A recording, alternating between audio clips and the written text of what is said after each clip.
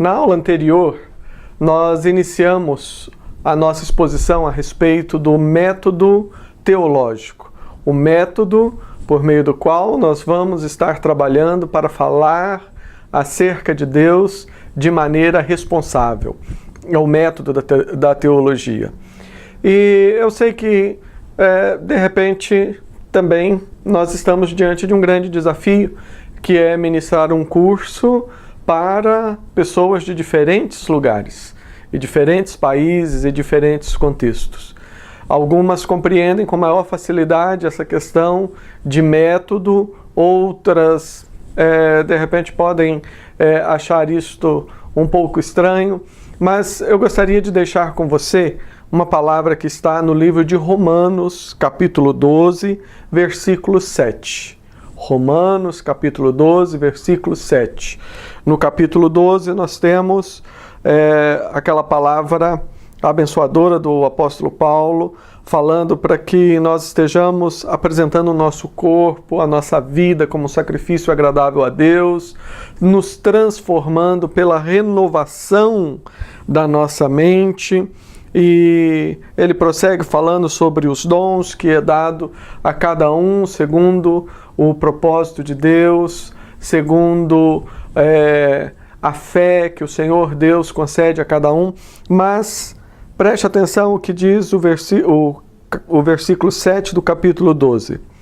Se ministério, ou seja, se você recebeu o dom do ministério, dediquemo-nos ao ministério. Ou o que ensina, esmere-se no fazê-lo. Vamos repetir essa segunda parte? O que ensina, esmere-se no fazê-lo. O que significa essa expressão? Significa que aquela pessoa que recebeu o dom de ensinar, aquela pessoa que foi colocada dentro do corpo de Cristo para estar ensinando, ela deve fazer isso com esmero, ou seja, de uma forma bem feita, de uma forma caprichosa, deve ser feito com dedicação. O apóstolo Paulo ele fala em outros textos sobre o ministério daquele que ensina, e é algo assim de um valor imenso, porque quem ensina, quando você está ensinando, seja lá na sua igreja, seja para um pequeno grupo, ou você está ensinando para uma pessoa só no discipulado, aquilo que você está falando, aquilo que você está ensinando, pode trazer uma grande bênção para a vida da pessoa, ou de repente pode trazer um grande peso, pode produzir vida, mas pode produzir morte também. Então é por isso que a Bíblia diz que nós não devemos fazer a obra do Senhor relaxadamente. E quando então nós estamos falando sobre o caminho, o método através do qual nós vamos fazer teologia, nós estamos tendo esse princípio em mente. Quem ensina a palavra, esmere-se em fazê-lo.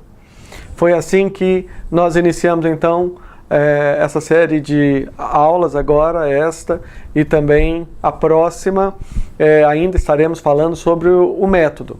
Hoje nós temos simplificado, digamos assim, essa metodologia, o caminho através do qual você vai fazer teologia, você vai buscar de Deus aquilo que a sua comunidade precisa. Nós temos estabelecido isso em 4 pontos, 4 aspectos. O aspecto prático, que nós vimos na aula passada, que envolve a vida do teólogo, a vida do pastor, a vida da pessoa, do professor, enfim, a vida daquele que está fazendo teologia, a nossa vida, o nosso relacionamento com Deus. Esse é o primeiro ponto. E também o nosso relacionamento com a comunidade. Por quê? Fazer teologia significa lidar com os problemas e as situações práticas ao nosso redor. Não apenas do nosso rebanho, as questões mais pessoais de cada um, mas os problemas que envolvem a cidade, de repente a aldeia, de repente o país onde nós estamos. Nós estamos aqui para trazer para essa geração um discurso da parte de Deus. Então vimos que isso parte primeiramente do nosso relacionamento pessoal com Deus através do Evangelho e não através da religião. Nós fizemos a distinção entre Evangelho e religião e vimos que isso envolve o nosso relacionamento com a comunidade. Hoje nós vamos ver o segundo aspecto, que é o aspecto racional. E ao falarmos do aspecto racional, nós vamos estar destacando 3 pontos nessa aula. Primeiramente, estaremos vendo a questão da lógica, que é uma questão aparentemente filosófica, mas que tem muito a ver com a Bíblia. Quantas vezes você já ouviu alguém fazendo declarações sobre Deus que você procura na Bíblia e você não encontra? Você lê um livro e vê, a pessoa fala tanta coisa, mas você olha e não encontra. E o problema está aí, que as pessoas às vezes elas estão se apoiando não na Bíblia e ficando com aquilo que a palavra de Deus diz, mas estão acrescentando através da lógica e do raciocínio filosófico coisas que não estão na palavra. Então vamos ver a questão da lógica, vamos ver a questão do paradoxo, que são aparentes contradições que existem na Bíblia, pontos de tensão, mas que existem exatamente porque Deus é muito maior do que a nossa maneira de compreender. E finalmente vamos estar vendo a questão do uso da cultura para conhecermos então aqueles problemas que nós estamos lidando. Eu gostaria que você mantivesse em mente Romanos 12, 7. Aquele que ensina, esmere-se em fazê-lo. Quem ensina, esmere-se em fazê-lo. Preste bem atenção, valorize essa aula, esses conceitos, porque isso vai ser de um valor muito grande em toda a sua caminhada como estudante para compreender a palavra, para compreender outros livros que vão falar a respeito da palavra e, acima de tudo, para você agradar o coração de Deus. Agradar o coração de Deus, desempenhando o seu dom, o ministério de ensino, como a própria palavra nos recomenda. Aquele que ensina, esmere-se em fazê-lo. Vamos desempenhar a nossa função como professores, como educadores, como pessoas que falam de Deus. Vamos fazer isso de uma forma que agrade o coração do nosso Senhor. Vamos falar agora a respeito do aspecto racional do método teológico, iniciando com a questão da lógica. A questão da lógica. Aqui nós estamos falando a respeito de algo que é muito comum no nosso dia a dia. Na verdade, todos nós usamos esse tipo de lógica até sem percebermos. Essa lógica foi desenvolvida, esse princípio que nós vamos colocar para você, tentando fazer isso da forma mais simples possível, foi estabelecido pelo filósofo grego Aristóteles. E foi no seu período que os filósofos desenvolveram aquilo que nós conhecemos hoje como silogismo. Não se preocupe, a palavra pode parecer meio complicada, mas a coisa é tão simples que você usa no seu dia a dia. O que é esse silogismo? Silogismo significa que você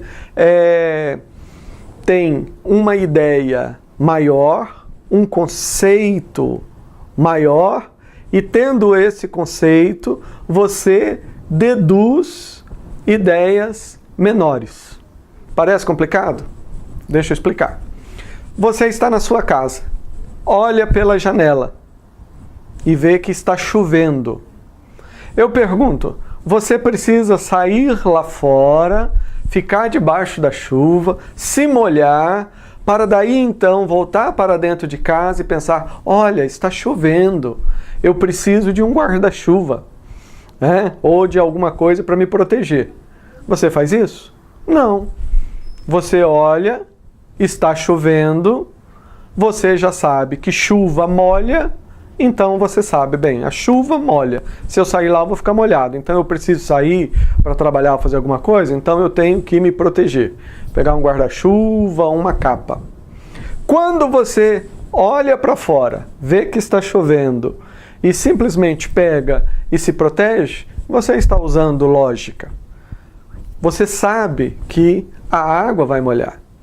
Quer ver um outro exemplo? Nós poderíamos dar muitos exemplos, mas eu quero aqui apenas tratar de maneira breve o assunto. Vamos imaginar uma construção. Alguém vai construir um prédio de vários andares. Eu pergunto, vamos imaginar que alguém tem aí a ideia de fazer o seguinte: olha, eu vou construir um prédio de 10 andares e vou usar apenas areia e água. Eu vou molhar a areia e a água e vou colocar e vou levantar um prédio. Eu pergunto, alguém faz esse tipo de coisa? Não. E você vai falar, não tem lógica. É claro que não tem lógica. Você sabe que para construir o prédio você precisa pegar água, cimento, concreto, ferro, um monte de coisa. Você não precisa tentar construir um prédio só com areia e água para saber que ele não se sustenta. Você está percebendo? A lógica faz parte do nosso dia a dia, certo? Por exemplo, um médico. Digamos que alguém sentiu lá uma dor, um problema de apendicite. Ele vai no hospital passando mal e com urgência, e quem o atende ali no pronto-socorro vê que o caso é um caso grave, precisa de cirurgia, simplesmente pega a pessoa e encaminha para o setor de emergência e vai para a sala de cirurgia. Faz os exames, etc. e encaminha. Entra o cirurgião, veja só, o cirurgião nunca conversou com o paciente, nunca almoçou com o paciente, nunca foi na casa dele, nem nada, mas ele pega vamos imaginar, o bisturi, o instrumento, e corta exatamente no lugar onde está o problema, e ali ele retira e faz o que precisa. E nós perguntamos, mas como é que ele, mesmo sem conhecer a pessoa, ele foi, cortou e fez, enfim, o que era necessário? Por causa da lógica. Esta é a lógica de Aristóteles. Isso é silogismo. Pois bem, nós usamos a lógica em todos os dias e em todos os momentos. Mas agora preste atenção, tem uma área do conhecimento onde esse tipo de lógica ele atrapalha, onde esse tipo de lógica não funciona, e é exatamente na teologia, certo? Quando nós falamos do aspecto racional do método teológico, nós não estamos querendo nos referir à lógica de Aristóteles, racional no sentido de usar a lógica. Por que não podemos usar a lógica quando nós estamos falando de Deus? Por duas questões muito simples, até certo ponto. Primeiramente, a lógica funciona quando um determinado fenômeno se repete. O caso da chuva. A lógica funciona porque desde que mundo é mundo, a chuva cai e a chuva molha. Então se repete, as pessoas já sabem. No caso do médico que vai fazer a cirurgia, quantas pessoas ele já fez a mesma cirurgia? Quantas pessoas os professores deles, antes dele, fizeram a mesma cirurgia? Porque o ser humano, eu, você, nós somos, vamos dizer, fenômenos que se repetem. Existem milhares de seres humanos. Então você pode comparar um com o outro. Então, primeira coisa, para que você aplique esse tipo de lógica, o fenômeno tem que se repetir. Já vamos chegar no ponto que se refere a Deus.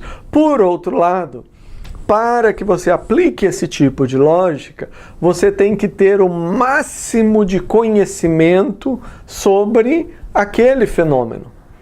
No caso do médico. Ou seja, quanto conhecimento a medicina já tem sobre o corpo humano.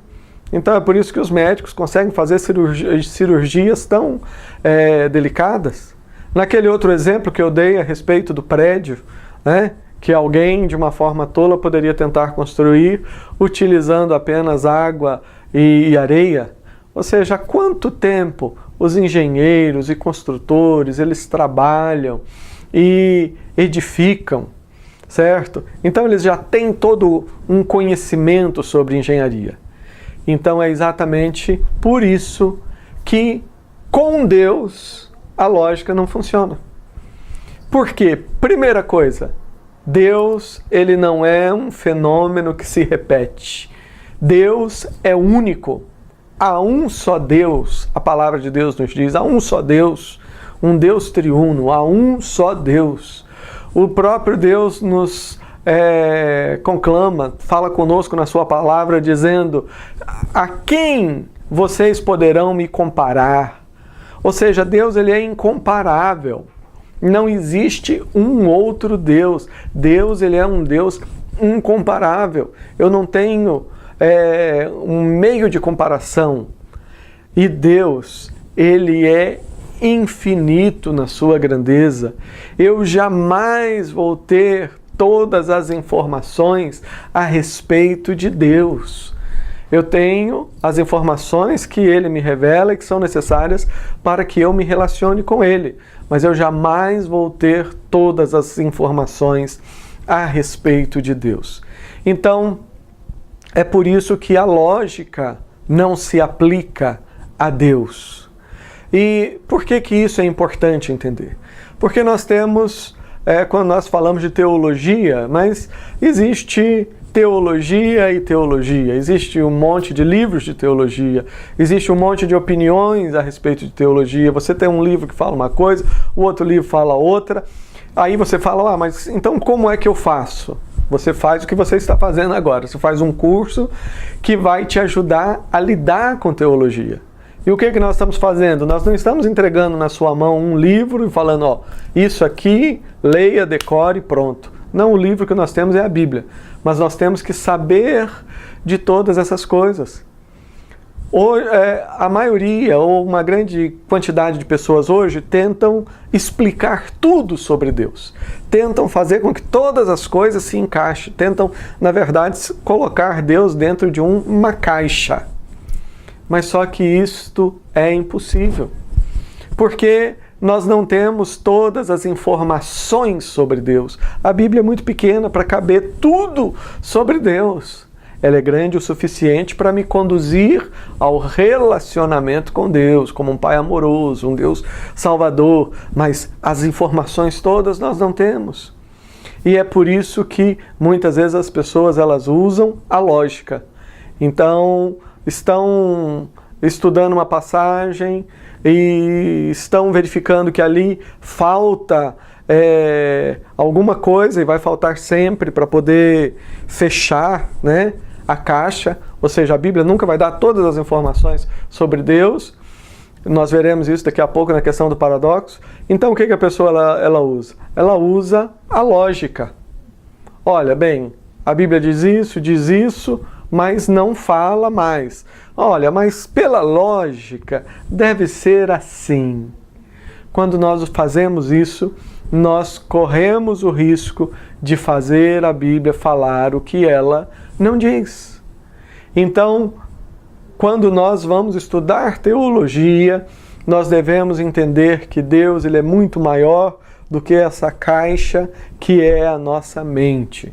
E não adianta nós querermos usar da lógica para poder, ou da filosofia, para poder descobrir aquilo que a Bíblia não fala de uma forma clara. Nós devemos olhar a palavra, ver aquilo que Deus revelou a nós Deuteronômio nos ensina que aquilo que Deus revelou, as coisas reveladas, pertencem a nós e aos nossos filhos, mas as encobertas pertencem a Deus. E o que as pessoas tentam muitas vezes é tentar falar das coisas encobertas através da lógica.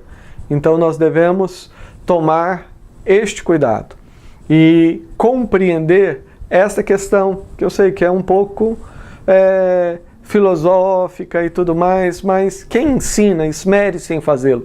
Então, entenda que nós jamais conseguiremos colocar Deus dentro de uma caixa. Outra coisa, precisamos compreender que nós vamos construir o nosso discurso a respeito de Deus usando a revelação. Aquilo que Deus fala e aquilo que Deus não fala, nós simplesmente tiramos as sandálias dos nossos pés, porque a terra é santa.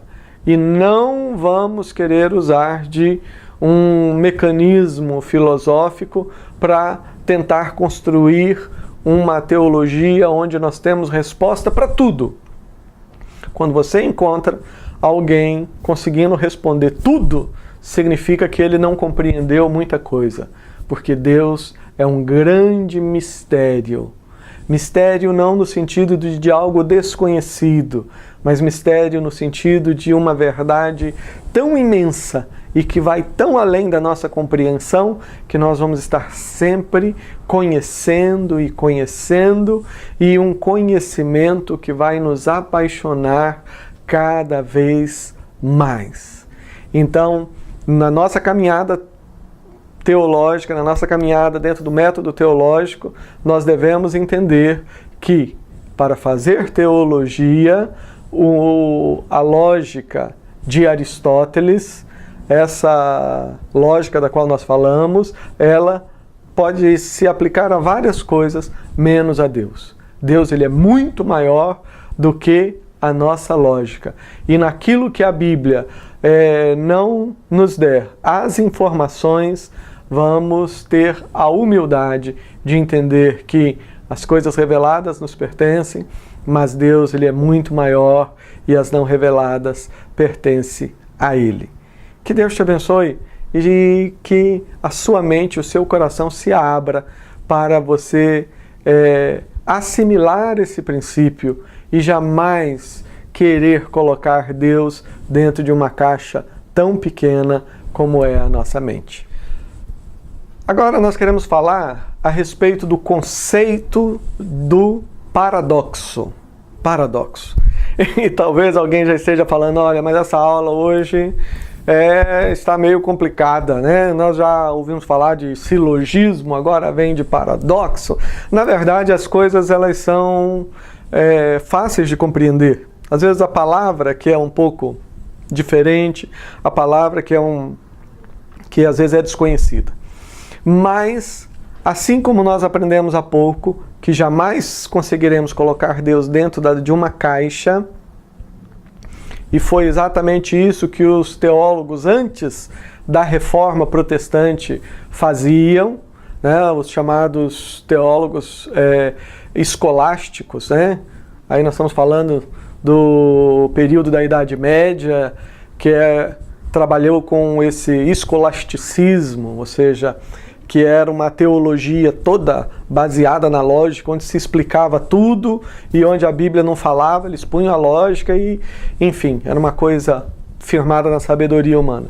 Os reformadores, eles redescobriram algo que, para os nossos irmãos do Novo Testamento, daquele período e também do segundo século, terceiro século, um princípio muito simples, que é o princípio que nos ensina que Deus, ele é muito maior. Deus é muito maior do que a nossa capacidade de compreensão. E é por isso que na Bíblia, quando nós a estudamos, nós muitas vezes encontramos pontos de tensão. Pontos de tensão. Isso é o paradoxo. O que é o paradoxo? O paradoxo é quando nós temos duas verdades, você tem duas verdades bíblicas, Quando você estuda uma ou quando você estuda outra, você vê que ambas elas têm fundamento bíblico, mas quando você tenta encaixar as duas, você tem dificuldade. Você tem dificuldade. Parece que existe é como se fosse um campo magnético, né? Entre elas. Você não consegue. Isso é o paradoxo. E eu vou dar 2 exemplos muito simples que você vai entender do que eu estou falando. Uma pergunta. Você crê em um Deus ou você crê em 3 deuses? Pensou? A Bíblia diz que Deus é um. Ouve, ó Israel, o seu Deus, nosso Senhor, é o único Senhor. O Novo Testamento diz, há um só Deus e um só mediador entre Deus e o homem, Cristo Jesus, homem. Nós vamos ver na próxima matéria de Cristologia e vamos ver que o Cristo, o Messias, ele era homem, mas também Deus. Mas vamos deixar a questão de Cristo, que esse é um outro exemplo de paradoxo. Mas a Bíblia nos fala de um Deus apenas. Nós não somos politeístas de crer em vários deuses. Nós não cremos também numa equipe de deuses. Não, são 3 deuses. O Filho é um Deus, o Pai é outro Deus e o Espírito Santo é outro Deus. Não, nós não cremos numa equipe de deuses. Nós cremos em um Deus apenas. Mas um Deus que é ao mesmo tempo, que é único, mas que tem dentro do seu ser uma pluralidade. Ele é um, mas ao mesmo tempo ele é Pai, ele é Deus Pai, é Deus Filho e Deus Espírito Santo. 3 pessoas distintas, iguais em poder, honra e glória. Aí eu pergunto, como é que você me explica isso? Como é que Deus é um e ao mesmo tempo subsiste em 3 pessoas? As 3 pessoas são distintas. Isso nós vemos claramente quando Jesus sai, né, da água do Jordão após o batismo, e a Bíblia nos descreve aquela cena dizendo que Jesus, o Filho, está sendo batizado. Sobre ele, na forma de uma pomba, vem o Espírito Santo, e do alto ouve-se uma grande voz, a voz do Pai, dizendo: este é o meu Filho amado, em quem eu tenho o meu prazer. Nós temos ali Deus, um só Deus, mas ao mesmo tempo nós temos 3 pessoas distintas. A Bíblia nos ensina que o Pai é Deus, nos ensina que o Filho é Deus e nos ensina que o Espírito Santo é Deus. E é uma pessoa, não é uma energia, é Deus. O que nós temos aqui? Nós temos aqui um paradoxo. Nós temos verdades que, quando são estudadas separadamente, você vê que elas são bíblicas. A verdade de que só há um Deus é bíblico. É bíblico. Deus, ele se revela como sendo um só Deus. A verdade de que o Pai é Deus, a Bíblia nos fala. Que o Filho, Jesus, é Deus, está ali. 1 João 1:1. No princípio era o Verbo estava com Deus e o Verbo era Deus. E no versículo 14, o Verbo se fez carne, Jesus é Deus, é a divindade de Jesus. E o Espírito Santo? O Espírito Santo não é uma energia, ele é Deus também. Então veja só, são na verdade 4 verdades. Nós temos a verdade de que o Pai é Deus, temos a verdade que Jesus é Deus, que o Espírito Santo é Deus e que não são 3 deuses, é um Deus apenas. Eu pergunto, como é que você encaixa isso? Nem tente. Nem tente, certo?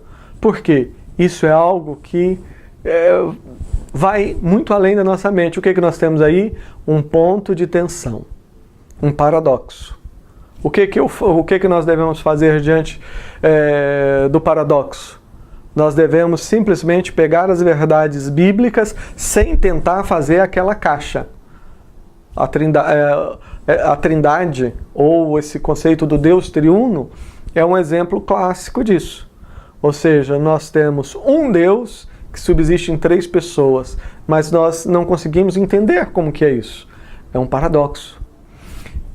Vou te dar um outro exemplo de paradoxo, para você compreender que isso é algo que está muito presente nas Escrituras. Quando nós falamos, por exemplo, das duas naturezas de Cristo. Jesus, ele é Deus ou é homem? As duas naturezas de Cristo. O que nós sabemos através da própria Bíblia é que Jesus é 100% Deus. Desde o princípio ele estava com Deus, todas as coisas foram feitas por intermédio dele e sem ele nada do que foi feito se fez. Jesus ele não foi o primeiro anjo a ser criado. Não, Jesus é Deus. Porque se ele não fosse Deus, ele não conseguiria levar o peso de todos os nossos pecados e receber sobre si a ira de Deus. Ele é Deus. Se nós retirarmos a divindade de Cristo, o plano da redenção, ele se desmorona. Mas a Bíblia diz, Jesus é Deus, é Deus. Mas é Deus que se fez carne. E se fez carne não misturando a natureza humana e a divina, não fazendo uma composição, como quando, por exemplo, você pega no mesmo copo e põe o café e o leite, e daí a pouco você não tem nem café nem leite, você tem uma outra coisa. Não foi assim. Jesus é ao mesmo tempo 100% Deus e 100% homem. Nós vamos ter a matéria de cristologia para discutirmos isso e conversarmos mais sobre isso. Mas no momento eu estou colocando isso só como um exemplo de paradoxo. Paradoxo. O que é o paradoxo? É quando você tem verdades que são bíblicas e que você não consegue encaixar. É como se tivesse um campo magnético. Então, se você gravar isso na mente, isso vai facilitar muito a sua leitura e o seu entendimento da Bíblia. Se você entender que nas Escrituras nós temos muitos paradoxos, ou seja, nós temos muitas questões, certo? Temos muitos pontos nos quais nós temos um ponto de tensão. Um outro exemplo é quando nós falamos na soberania de Deus e na responsabilidade do homem. Temos aí um paradoxo. Deus, ele é soberano? É soberano. E alguém pergunta assim, mas nós temos que saber até que ponto vai a soberania de Deus. E o que nós falamos é que isso é uma pergunta errada. Porque se a soberania de Deus vai só até um ponto, então ela não é soberania. Soberania de Deus implica que ele tem controle sobre tudo, até o cabelo da cabeça não cai se ele não permite. Ele tem controle. Paulo, conversando com os filósofos lá em Atenas, Atos capítulo 17, ele diz que em Deus nós vivemos, nos movemos e existimos. Todas as criaturas, inclusive os anjos caídos, todos eles estão debaixo do controle de Deus. Deus, ele é totalmente soberano. Mas, então, se Deus é soberano, e onde está a minha responsabilidade? Não, eu também sou responsável. Eu sou responsável pelas minhas atitudes, por aquilo que eu faço, etc. Mas como é que a gente vê essa questão da responsabilidade, da soberania? O que nós temos aqui? Um paradoxo. Duas verdades que são bíblicas. Duas verdades que são bíblicas. A soberania de Deus é bíblica. A responsabilidade do homem é bíblico.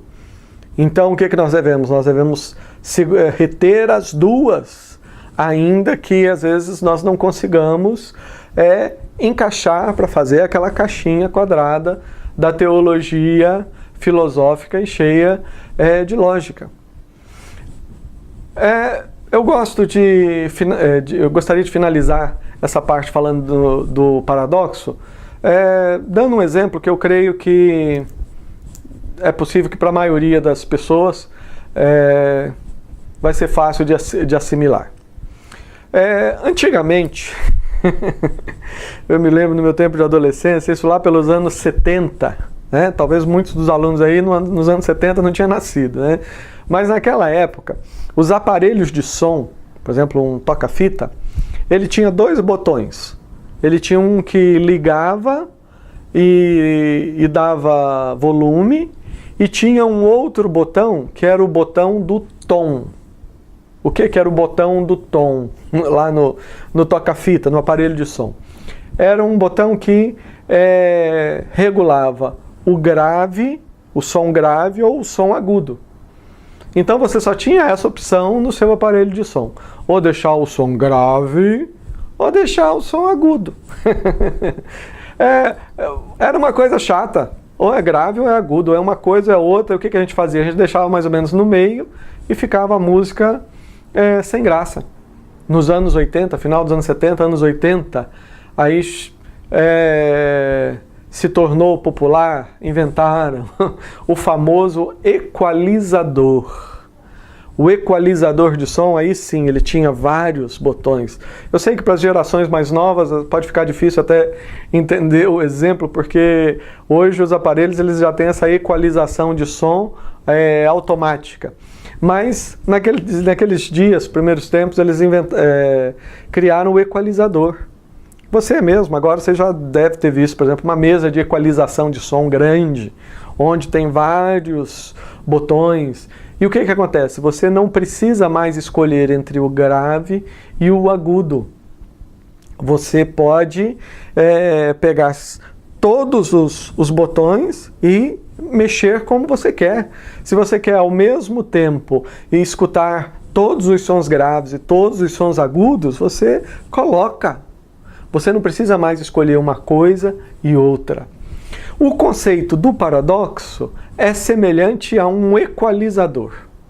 É como se agora você tivesse na sua mão um equalizador. Você não precisa ficar lendo a Bíblia só com um botãozinho. Ou Deus é 3 ou é 1. Ou Cristo é homem ou é Deus. Ou Deus é soberano ou o homem é responsável. Não. Agora nós podemos, quando nós entendemos que existe realmente esses pontos de tensão, você pode ler a Bíblia como quem está usando o equalizador. Tem dias que eu leio a Bíblia e eu estou precisando de conforto, então eu quero ver a soberania de Deus. Então eu leio a palavra e vejo todas as verdades que falam sobre a soberania de Deus. Deus é soberano, aleluia, é maravilhoso e nada vai me retirar da sua mão, etc. Tem dias em que eu sinto que eu estou precisando tomar consciência, quem sabe, da minha posição, na minha caminhada. Eu preciso pensar mais na minha responsabilidade. Eu sei que Deus pode transformar o mundo, as situações, mas Deus ele usa pessoas pequenas e limitadas como nós. Então nesses dias eu leio a Bíblia e daí eu pego o botãozinho da responsabilidade humana e eu vou olhando e eu quero ver a responsabilidade. Então esse é o conceito do paradoxo. Alguém já disse que toda vez que você encontra dentro das Escrituras 2 pontos que parecem contraditórios e que existe ali, parece um campo magnético, um ponto de tensão, isso significa que possivelmente você está compreendendo adequadamente as Escrituras. Creia, esse princípio ele é uma bênção e ele vai ajudar muito todos nós durante todo o curso a lidarmos com a palavra de Deus, podendo vê-la muito mais sonora, muito mais colorida. Poderemos mergulhar e conseguir muito mais profundidade na nossa reflexão bíblica. A partir do momento que você deixa de lado aquela tentativa de fazer uma caixinha quadrada e pôr Deus dentro da caixa e começa a entender que Deus ele é o Deus tão grande que é impossível ele revelar tudo de si mesmo, porque ele é infinito. Então ele revela alguns aspectos que são preciosos para nós e que nem sempre nós vamos conseguir fazer com que esses aspectos eles se encaixem. Mas nós tomamos as duas verdades como verdades bíblicas. Tomamos posse da bênção. Cada uma delas é uma bênção diferente que Deus está nos dando. Nós nos apegamos a essas bênçãos. E entendemos também que conhecer a Deus dentro do conceito das Escrituras não é ter todas as informações sobre Deus para satisfazer a nossa curiosidade, mas conhecer a Deus significa nos relacionarmos com Ele. Então, mesmo sem ter todas as respostas e todas as explicações, aquilo que Ele nos apresenta e aquilo que nós aprendemos a respeito dele na Bíblia, nas Escrituras, é suficiente para que você tenha um relacionamento íntimo e profundo com o nosso Pai, com o nosso Criador. Finalmente, nós queremos falar agora a respeito do uso da cultura no nosso fazer teológico. Então, nós, dentro desse que é o aspecto racional da teologia, nós entendemos que não é lógica, nós compreendemos também que existe nas Escrituras, pela própria natureza de Deus, que é grande e é muito maior, infinitamente maior do que tudo quanto conseguimos imaginar. Por causa disso, existe isso, que são esses pontos de tensão que nós chamamos de paradoxo. São dois aspectos importantes. Mas agora eu quero falar sobre o uso da cultura. Quando nós começamos a nossa caminhada para fazermos teologia, nós partimos, primeiramente, do aspecto prático. Em outras palavras, um problema a ser resolvido. O segundo aspecto, agora, é usar o aspecto racional, no que diz respeito de usar a cultura e os elementos da cultura para conhecermos melhor esse problema, essa situação para a qual nós queremos dar a resposta. Então, o aspecto racional é o uso da cultura para compreendermos os problemas e as situações. E quando nós falamos em cultura, nós não estamos aqui nos referindo apenas ou simplesmente ao aspecto acadêmico, cultura como aquilo que você aprende lá na faculdade ou na universidade. Mas cultura, nós usamos isso aqui mais dentro do sentido antropológico, ou seja, cultura envolve tudo aquilo que faz com que os relacionamentos dentro de uma sociedade sejam da maneira que são. Cada sociedade tem as suas regras, cada povo tem, cada nação, cada povo tem a sua riqueza, tem os seus costumes, tem a sua história, tem os seus pensamentos. Não adianta, por exemplo, eu sou brasileiro, não adianta como brasileiro eu querer chegar, de repente, eu chegar num outro país, como Angola, ou Moçambique, ou Guiné-Bissau, ou Portugal, enfim. Não adianta eu simplesmente chegar com a minha mente de brasileiro e olhar a situação, às vezes, algum problema, e de imediato já querer dar respostas e resolver. Não. Se eu for colocado numa situação como essa, eu vou precisar primeiramente tentar compreender melhor a cultura, os pensamentos, como é que aquela comunidade vive, como é que ela se relaciona uns com os outros. É por isso que o que nós estamos fazendo, e eu peço que você ore pela Eternity and Grace University, nesse projeto de levar o conhecimento para o maior número de pessoas. Ore por nós, para que Deus nos dê graça e unção nesse desafio, porque o que nós queremos?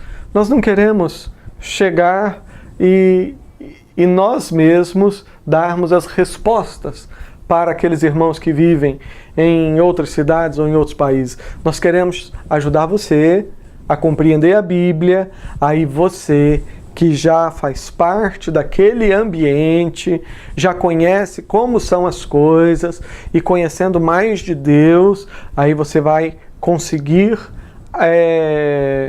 resolver, vai conseguir fazer um discurso abençoador para aquele grupo. Mas vamos pensar, de repente você está na sua própria nação. O desafio não é atingir outra nação, está na sua própria nação. E de repente você tem um determinado problema, um problema social, você tem alguma pergunta, alguma questão. Hoje nós temos o problema da sexualidade, pessoas que têm dificuldade com essa área, nós temos o problema da pobreza, o problema da miséria. Ou seja, para você conseguir falar para alguém, você precisa entender o que essa pessoa está sentindo, está pensando. E é por isso que é importante você, então, usando as ferramentas da cultura, você procurar conhecer o máximo dessa situação que ela vive. Você, usando as ferramentas da cultura, você vai estar entrando no mundo dela e orientado por Deus, orientado pelo Espírito Santo, você vai conseguir compreender melhor o problema para então poder falar. Como é que nós vamos dar uma opinião sobre um assunto que nós não conhecemos? Como é que nós vamos chegar e querer dar uma solução para algo, para alguma coisa que me seja desconhecida? Eu não consigo isso. Mas eu posso, primeiramente, procurar conhecer o assunto, conhecer do que se trata, e depois, então, que eu estou conhecendo, aí vem o desafio, que é trazer a solução. Mas isso nós veremos na aula seguinte, na próxima aula, quando estaremos concluindo, então, essa questão do método, e vamos estar vendo, então, os aspectos relacionados à nossa pesquisa, através das Escrituras, e como é que nós vamos, então, estar respondendo aos problemas. Mas, diante de nós, fica, então, esse grande desafio.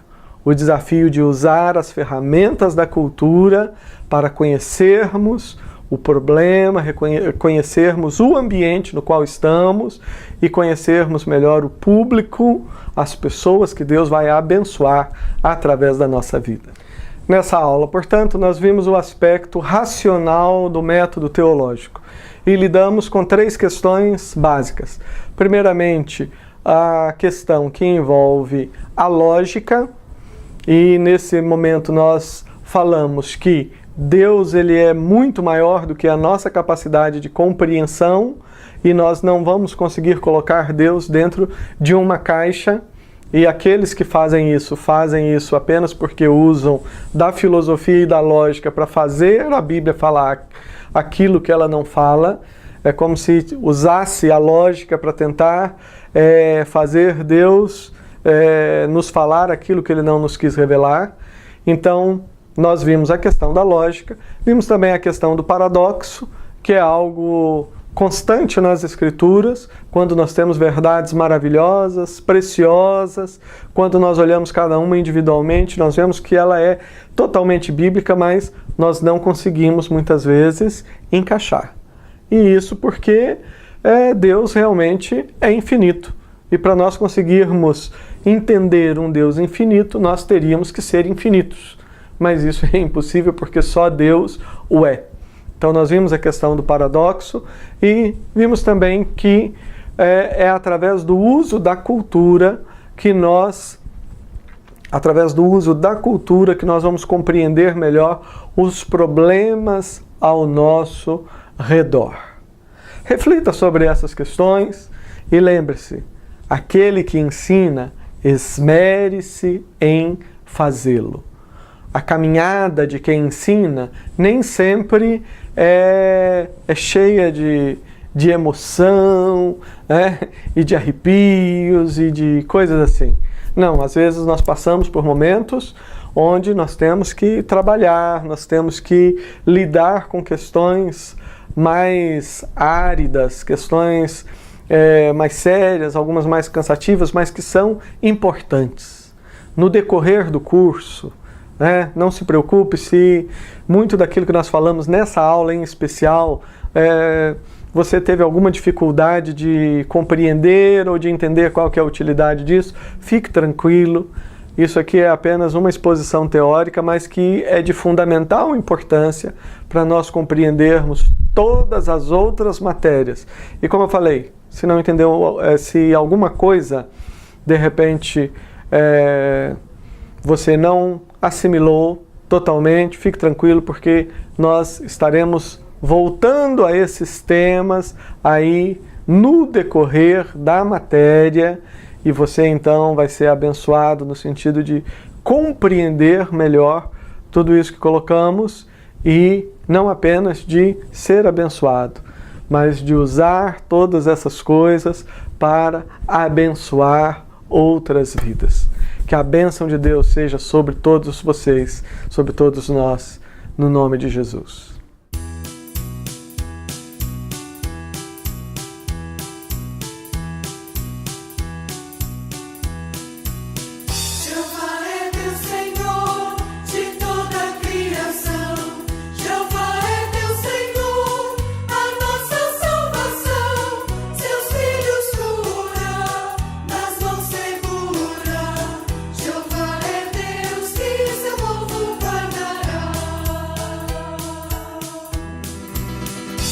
Deus o grande eu sou.